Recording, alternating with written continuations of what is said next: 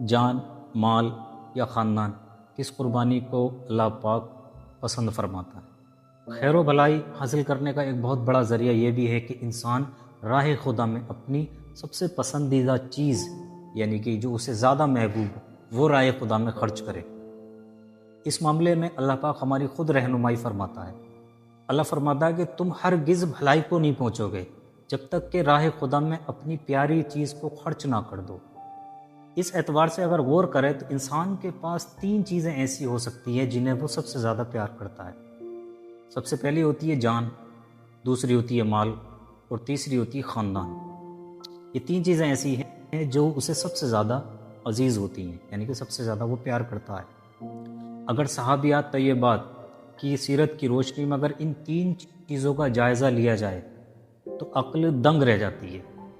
کہ انہوں نے اسلام کی خاطر مال تو مال، اپنی جان، اپنے خاندان والوں کی جان کا نذرانہ پیش کرنے سے کبھی بھی گریز نہیں کیا، یعنی کہ جہاں بھی ضرورت آ پڑی، جس چیز کی بھی، جان کی، مال کی یا خاندان کی، ترنت آپ نے پیش کر دی۔ تو اسلام کے ان اولین خواتین کے جذبے ایمانی میں ان چیزوں کی قربانی سے اضافہ ہی ہوا، کبھی بھی کمی واقع نہ ہوئی ہے، یعنی کہ مال کی قربانی۔ دین اسلام نے صحابیات طیبات سے جیسے بھی قربانی مانگی، ان نفوس قدسیہ نے فوراً اپنی قربانی پیش کر دی۔ ایک صحابیہ بارگاہ رسالت میں حاضر ہوئے تو ان کے ہاتھ میں سونے کے 2 بڑے بڑے کنگن تھے، یعنی کہ ان صحابیہ نے سونے کے 2 بڑے بڑے کنگن پہنے ہوئے تھے، جنہیں دیکھ کر نبی کریم صلی اللہ تعالیٰ علیہ وآلہ وسلم نے دریافت فرمایا، کیا تم ان کی زکوٰۃ دیتی ہو؟ یعنی کہ ان صحابیہ سے آپ صلی اللہ تعالیٰ علیہ وآلہ وسلم نے پوچھا، کیا تم ان کنگن کی، جو سونے کے کنگن پہن رکھے ہیں، کیا تم ان کی زکوٰۃ دیتی ہو؟ ان صحابیہ نے عرض کیا، نہیں یا رسول اللہ۔ تو آپ صلی اللہ تعالیٰ علیہ وآلہ وسلم نے فرمایا، کیا تم یہ پسند کرتی ہو کہ تمہیں کل قیامت کے دن اللہ پاک آگ کے کنگن پہنائے؟ یہ سن کر نیک بخت صحابیہ نے اپنے دونوں کنگن اتار کر حضور کی خدمت میں پیش کر دی، اور پیش کرتے ہوئے عرض کیا کہ یہ اللہ اور اس کے رسول کے لیے۔ اس بات سے یہ ثابت ہوتا ہے کہ انسان کے پاس جو مال جمع ہے، یعنی کہ مال جو اس نے اکٹھا کر رکھا ہے، اگر اس پر اس کی زکوٰۃ بن رہی ہے، اس زکوٰۃ کو وہ فوراً ادا کرے۔ ایک جان کی قربانی، زندگی سے محبت اگرچہ ایک فطری عمل ہے انسان کا،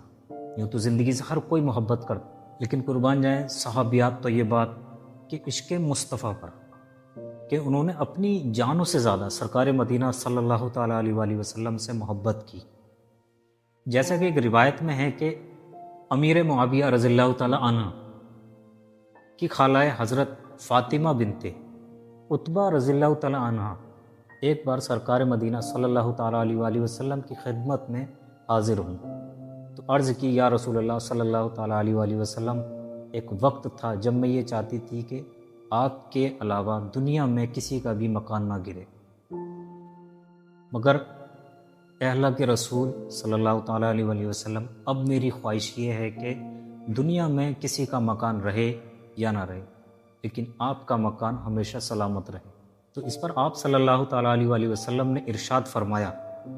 تم میں سے اس وقت تک کوئی بھی کامل مومن نہیں ہو سکتا جب تک میں اس کے نزدیک اس کی جان سے زیادہ محبوب نہ ہو جاؤں۔